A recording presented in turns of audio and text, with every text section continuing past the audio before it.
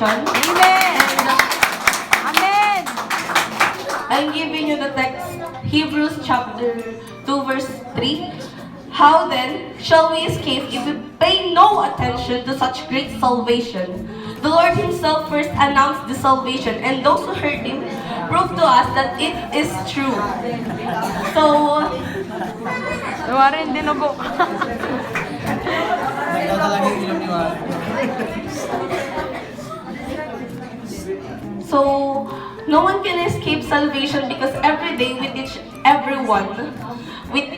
everyone who reads the Bible knows what salvation is, and there are some people who doesn't really accept what salvation is, and that's really sad for them because what about them? What will happen to them? Because they don't even know how will they end up when they were not saved physically. So because there are two types of salvation. Our first salvation is the physical salvation. It is when you're saved from something like a car accident, from drowning or something. Well, spiritual salvation, we can find it in the Revelation chapter 20 verse 11.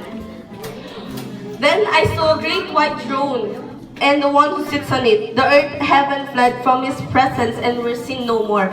So it means that spiritual salvation, you were saved because God take you to this earth and take you to His throne up there in heaven.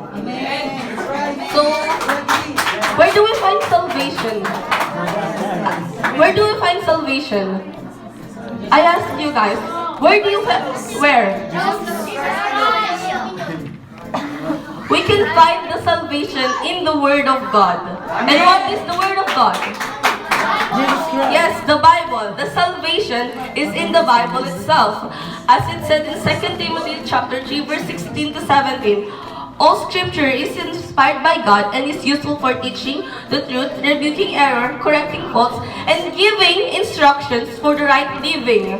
So, if we pay no attention to this great salvation, and we didn't try to use this we didn't study for or use these instructions, we would not have this great salvation. And there are things that keeps us away from being saved. And do you have any idea what it is? Yes, it is the sin.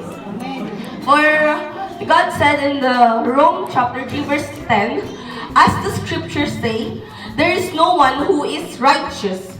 Yes, no one is righteous. Even I, even everyone who's listening to me right now are not righteous, because everyone, every day, every second, every minute, everyone commits sins. And do you know what is our punishment for having sin? It is death. As it said in Romans 6 chapter 23, for sins pays its wage death, but God's free gift in eternal life in union with Jesus Christ our Lord. So, even though you've sinned, Jesus, if you have union, if you still believe in God, you have faith in God, you will still have this salvation. So, and you already know that the punishment is death, and the other things that keep us away is we have punishments. As it said in 2 Thessalonians chapter 1 verse 8 to 9, with a flaming fire to punish those who reject God and those who not obey the good news about our Lord Jesus. They will suffer the punishment of eternal destruction, separated from the presence of the Lord and His glorious might. So, everyone will suffer because they didn't listen to what the salvation is. They didn't listen what did God really said. So, even though there are things that keeps us away from being saved, there are things that help us from getting our